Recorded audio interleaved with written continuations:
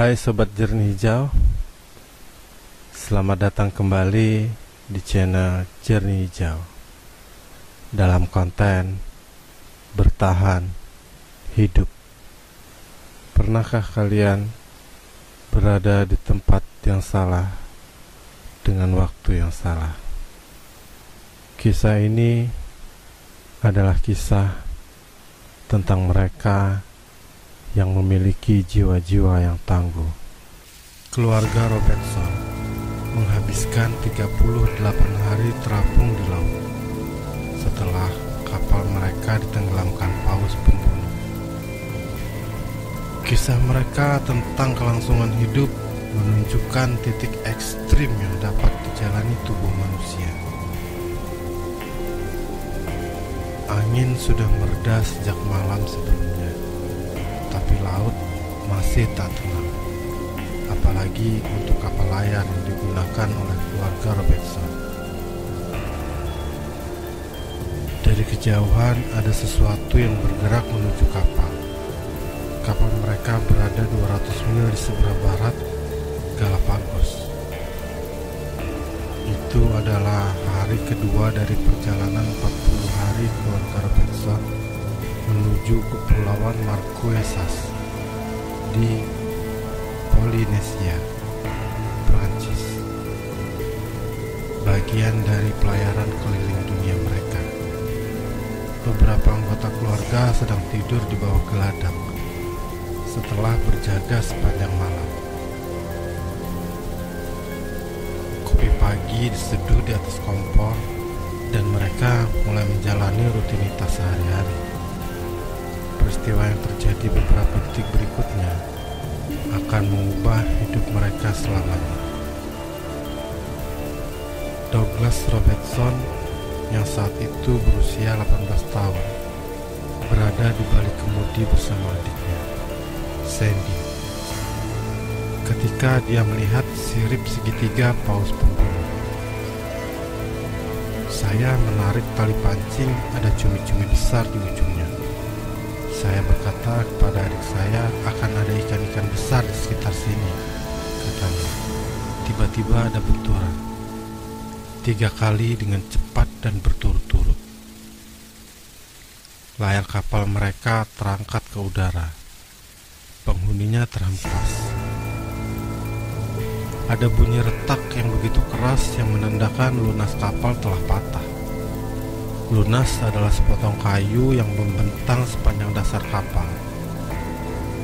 Saya pikir kami pasti telah kandas, kata Douglas yang sekarang berusia 65 tahun. Kami pasti menghantam dasar, entah bagaimana, meskipun kami berada di laut dalam, karena saya tidak tahu penjelasan lain untuk apa yang sedang terjadi. Saya melihat ke bawah Palka dan berkata, "Ayah, apakah ayah baik-baik saja?" Air sudah merendam pergelangan kakinya. Sementara itu, darah salah satu paus mengalir ke laut karena luka dari kepalanya. Paus itu adalah yang terbesar dari 3 paus yang ada di sekitar situ. Apa yang menyebabkan mereka menyerang kapal? Paus memang diketahui telah menyerang kapal meskipun jarang terjadi. Adegan klimaks di Moby Dick didasarkan pada peristiwa nyata dari tahun 1820, di mana seekor paus sperma menabrak dan menenggelamkan kapal penangkap paus sepanjang 26 meter. Semua kru 20 orang selamat, tapi hanya 8 yang berhasil kembali hidup-hidup. Setelah perjalanan sulit yang memaksa mereka menyerah pada kanibalisme, paus sperma bertarung dengan saling menabrakkan rostrum mereka, yaitu bagian depan tengkorak yang keras. Mungkin saja paus sperma yang menenggelamkan kapal dan mengira kapal itu adalah penjantan lain. Namun, jauh lebih mungkin bahwa tabrakan itu adalah sebuah kebetulan yang aneh. Kapal-kapal perburuan paus yang sengaja berlayar menuju paus sperma sebelumnya meluncurkan perahu kecil untuk melemparkan harpan. Harpan adalah tombak untuk berburu paus. Tabrakan tanpa sengaja bukannya tak pernah terjadi. Paus pembunuh mungkin juga bertarung seperti ini, tetapi mereka lebih umum bekerja sama untuk memburu mangsa besar seperti hiu. Dari bawah laut sana, kapal mereka yang jauh lebih kecil mungkin tampak seperti paus besar. Pada detik-detik tabrakan, ayah Douglas, Dougal, seorang pelaut ulung yang berpengalaman, meminta keluarganya untuk meninggalkan kapal. Dia menyalakan radio untuk mengirimkan sinyal SOS, sementara istrinya Lynn mengumpulkan persediaan darurat mereka. Saya menatapnya, kata Douglas, dan berpikir ini pasti mimpi. Butuh beberapa menit untuk menyalakan radio, namun kapal sudah tenggelam. Perahu itu dilengkapi dengan rakit tiup dan perahu kayu berukuran sekitar 3 meter. Douglas meluncurkan keduanya ke samping dan mengikatnya bersisian sebelum dia tersapu dari geladak. Saya terus berpikir inilah cara saya akan mati. Saya akan dimakan oleh paus pembunuh, kata Douglas Robertson. Saya terus merasakan kaki saya untuk melihat apakah kaki saya masih ada, katanya. Kita tidak akan merasakan gigitan paus, lalu tiba-tiba sudah tidak punya kaki.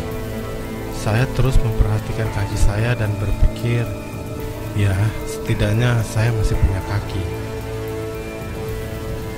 Robin Williams, seorang pemuda yang ikut dalam perjalanan itu, diberi tempat tidur sebagai imbalan kerja. Sedang tidur setelah jaga malam, ketika kapal mulai tenggelam. Dia melangkah ke rakit karet dengan gugup. Satu sisi rakit masuk ke dalam air. Tak lama kemudian tenggelam. Rakit itu mengambang tepat di bawah permukaan. Tidak dapat digunakan. Akibatnya 7 orang yang ada di kapal itu tidak punya pilihan lain.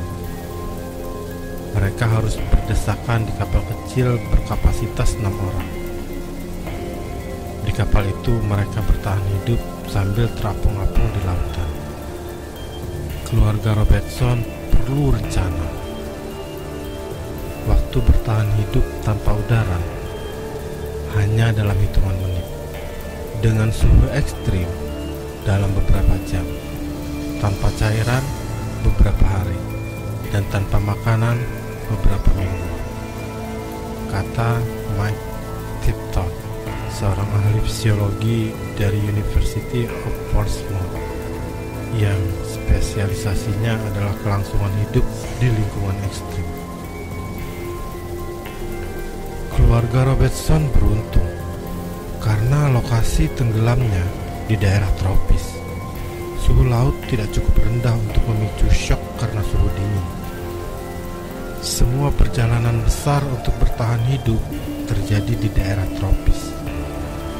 Setidaknya 2 hal pertama pada hierarki kelangsungan hidup mereka, udara dan suhu, tidak perlu dikhawatirkan.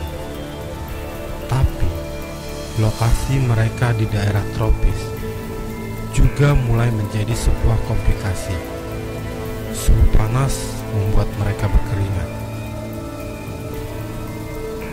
Kelangsungan hidup ada dalam keseimbangan, khususnya keseimbangan cairan, termal, dan energi, kata Tipton.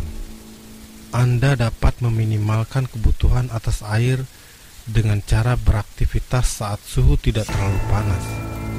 Pada dasarnya, harus menghindari berkeringat.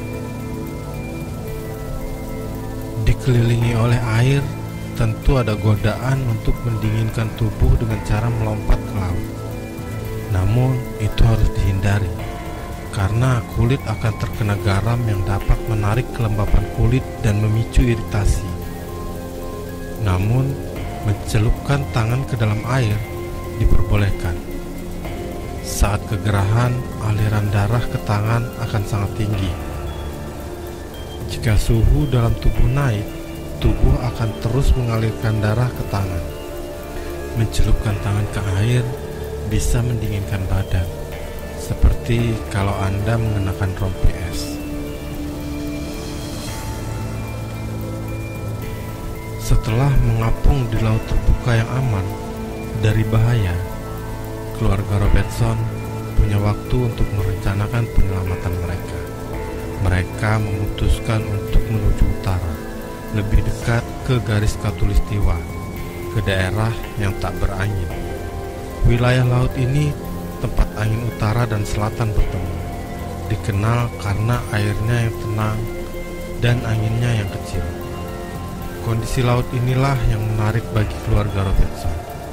Kurangnya angin membuatnya menjadi tempat yang ideal untuk bertahan hidup. Garis laut di sekitar khatulistiwa mungkin mencapai 35 derajat Celcius hampir sepanjang tahun. Kelembapan dari permukaan laut naik secara vertikal di daerah itu sebelum mendingin dan kembali ke laut sebagai hujan.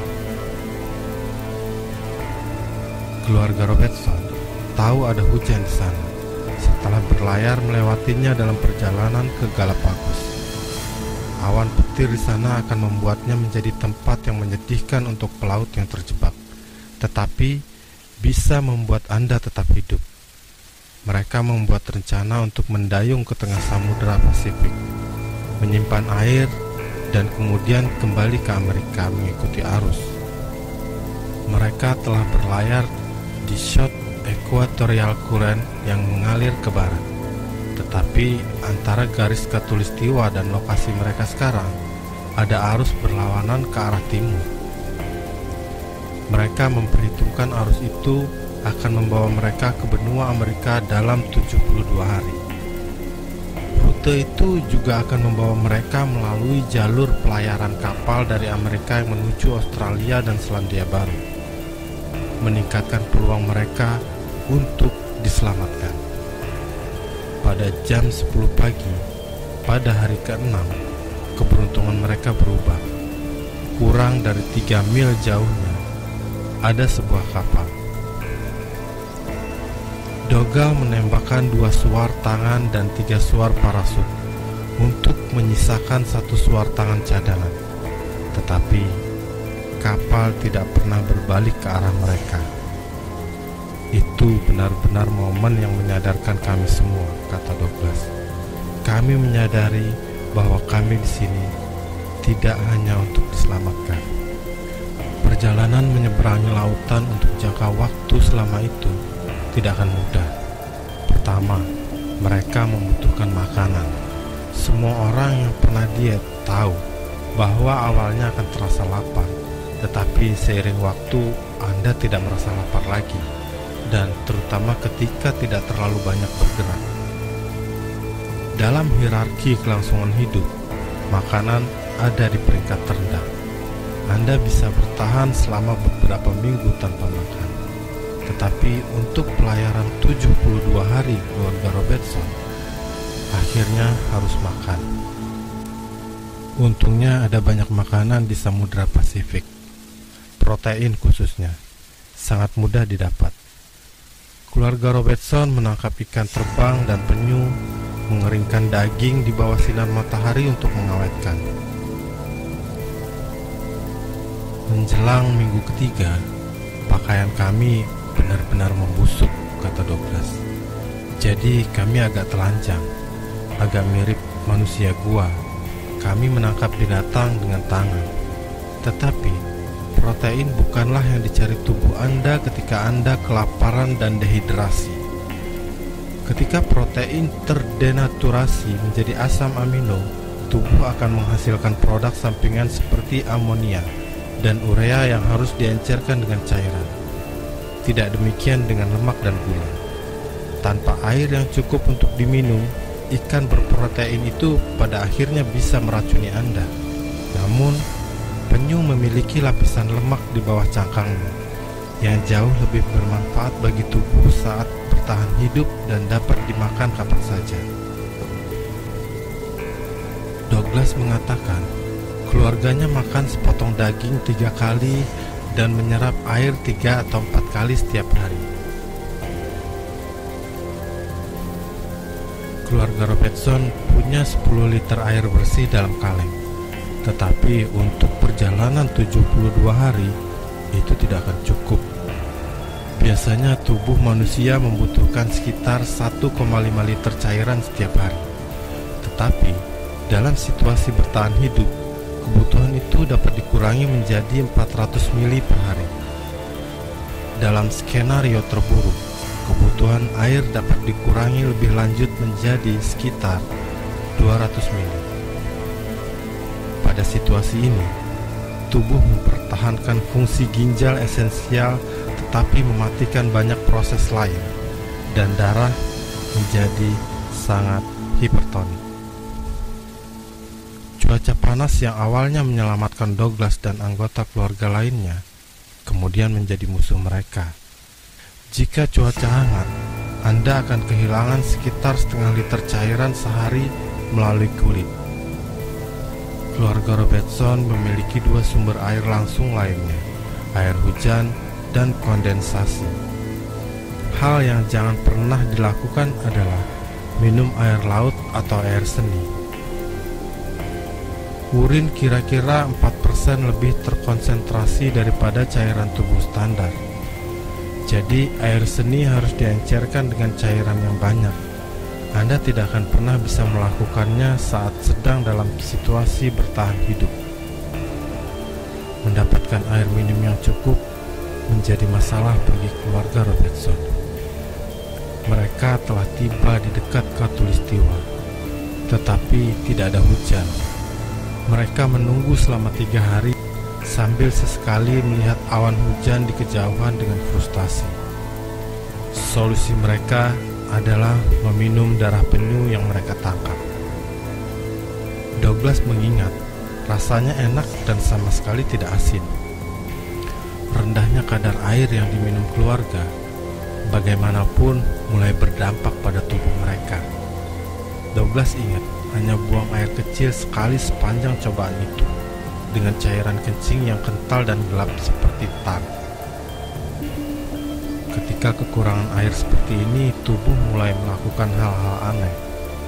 Ketika tangan mereka tanpa sengaja terluka, saat memegang penyu misalnya, mereka tidak mengalami pendarahan. Tubuh berfungsi cukup baik dalam mengorbankan ekstremitas untuk menjaga fungsi jantung, paru-paru, dan otak. Prihatin dengan kurangnya ekskresi keluarga Lin yang pernah melakukan pelatihan medis, menyarankan mereka melakukan enema. Enema adalah injeksi cairan ke dalam kolon melalui anus dengan air kotor di bagian bawah perahu dan beberapa tabung dari rakit karet. Air kotor itu adalah campuran darah penyu, air hujan, dan air laut. Di usus besar sangat sedikit cairan yang diserap, sehingga efek teknik itu untuk rehidrasi akan terbatas. Konon, SAS Inggris dilatih untuk melakukan enema sebagai teknik bertahan hidup, dan aksi tersebut diulangi oleh orang yang bertahan hidup dalam situasi sulit, seperti Bear Grylls. Ketika saya menanyakan ini kepada Tipton, dia tertawa. Saya yakin mereka sudah mencobanya. Mereka akan mencoba apa saja, tetapi itu tidak akan memiliki efek cukup besar. Keluarga itu juga mulai menyedot cairan tulang belakang kerangka ikan dan memakan mata ikan. Douglas ingat, cukup menyukai pengalaman meletuskan mata ikan. Mata ikan bahkan mungkin mengandung sejumlah kecil vitamin C yang cukup dibutuhkan, serta sedikit cairan. Akhirnya pada hari keempat, hujan mulai turun. Kami sangat gembira dan minum air putih sebanyak-banyaknya, kata Douglas. Semua daging jadi busuk karena air, tetapi kami memakan semampunya dan membuang sisanya.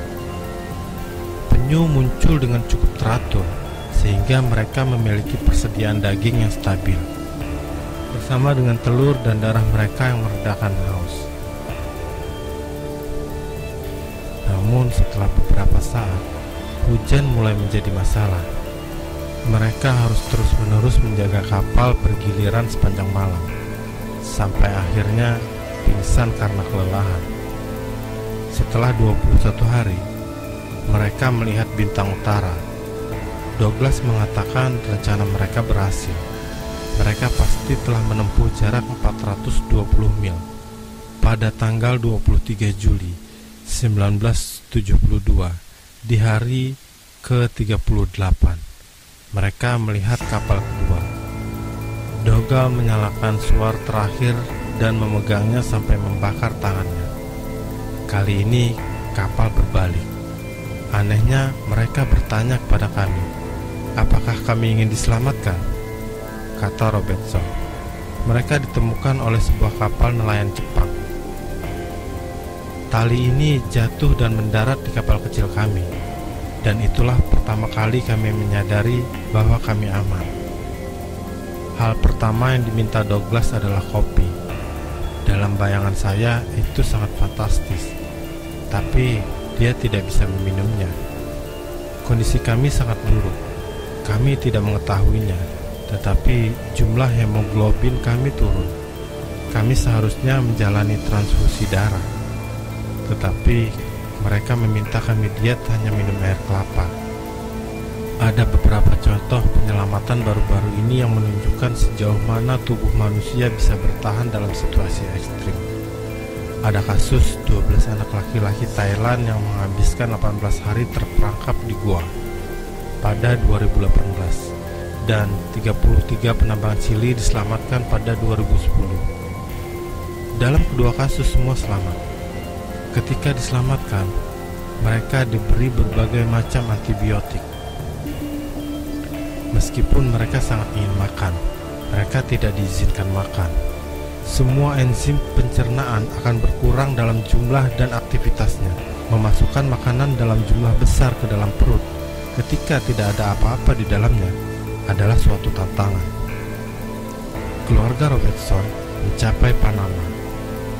Tempat kedutaan Inggris menempatkan mereka di hotel. Disinilah Douglas bisa sepenuhnya merasakan kegembiraan, memesan apapun yang disukainya. Dougal menulis di bukunya, kita mencapai puncak kepuasan yang tidak akan pernah kita raih lagi dalam hidup. Dan itu benar.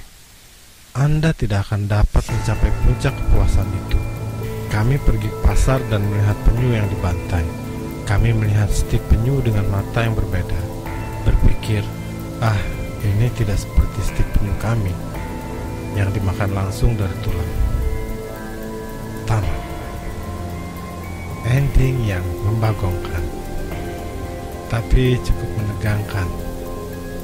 Bagaimana menurut kalian? Karena ini kisah nyata, tidak ada ending yang dramatis seperti di film-film, atau ending yang seperti kebanyakan ending. Kisah nyata biasanya berakhir dengan ending yang tidak lengkap, seperti cerita ini. Demikian, terima kasih. Dan jangan lupa tinggalkan komentar di bawah.